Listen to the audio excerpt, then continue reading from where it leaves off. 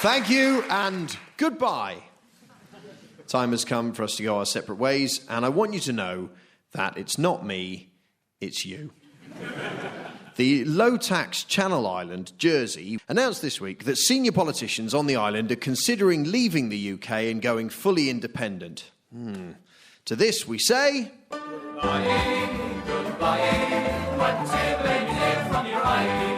I have had it with bankers, multimillionaires and business people and the rest announcing their imminent departure from the UK every time they're held to account by those of us who pay our taxes and vote. They're like teenagers in a row with their parents. Fine, I'll just go then, and you'll never see me again, and I'll be homeless, and I'll be a prostitute, or even worse, I'll do hedge funds. Is that what you want? I'm leaving, and don't try and stop me. I'm going, as soon as Hollyoaks is finished. So for those threatening to leave when they're asked to pay their share of the cost of living here, go.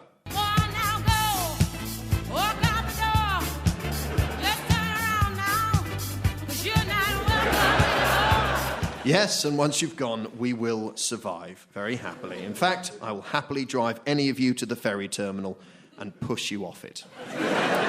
Here's a thought, just so we don't have to keep coming back to this tiresome discussion. It's a simple, honest, decent proposal. Ready? Drum roll, please. Everyone has to live where their money is. Ta-da! See? Easy. Now off you go. Hit the road, Jack.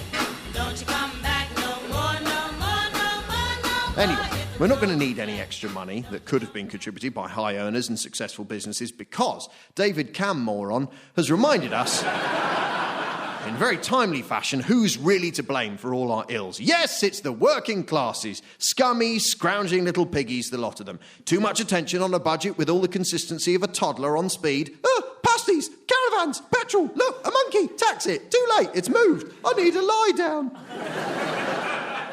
I'm not so stupid or naive to believe that welfare is sacred and mustn't be touched. All cuts at all times are wrong, no matter what, even if the spending doesn't help and we can't afford to keep it up. But say no to cuts. I try not to read too much in case it turns out I'm wrong. Sadly, that's me when I was a student. Every protest, the promise of a free lift to London and a sandwich. Grow up. It might not be our fault, but we're in a pickle bigger than Eric Pickles. Inside the world's biggest pickle at the International Festival of Massive Pickles with a man playing a piccolo. But when I heard this inherited multi-millionaire Exetonian talking about a culture of entitlement, well, I'm sorry, but my irony meter went through the red and then exploded in a gale of bitter laughter. It actually went, yeah! I was furious because I've only just had a new irony meter installed after Rebecca Brooks complained about how she'd been unfairly reported by the British press.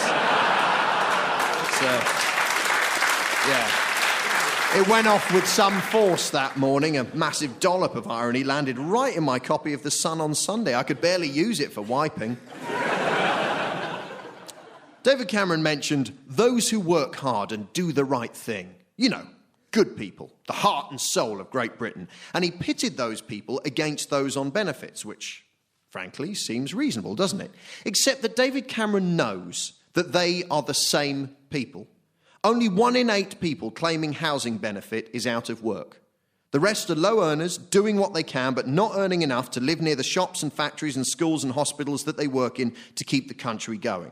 It's hardly Cameron's fault. Sitting behind the cabinet of new, shiny, compassionate Conservatives, each with a tired-looking Lib Dem on their lap being burped after another bottle feed of right-wing formula that they can't digest, are a great many slathering, vicious, bloodthirsty thugs who use the word tradition to justify ideologies the rest of the world grew out of decades ago. These people have no idea how the rest of the world lives.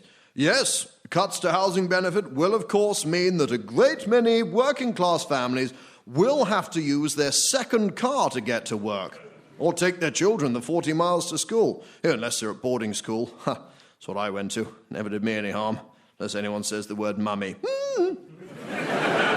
Then I wee myself and cry into an inky handkerchief until matron makes me num-nums. I only wish that low-income workers were able to hold the government to ransom by threatening to leave the country when they're challenged.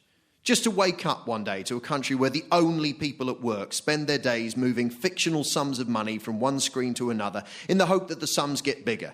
and they get a bonus. And somewhere in the distance, as the streets lie unswept, unpoliced, shops shut, hospitals empty, schools boarded up, they hear, Goodbye, goodbye, whatever you hear from your eye.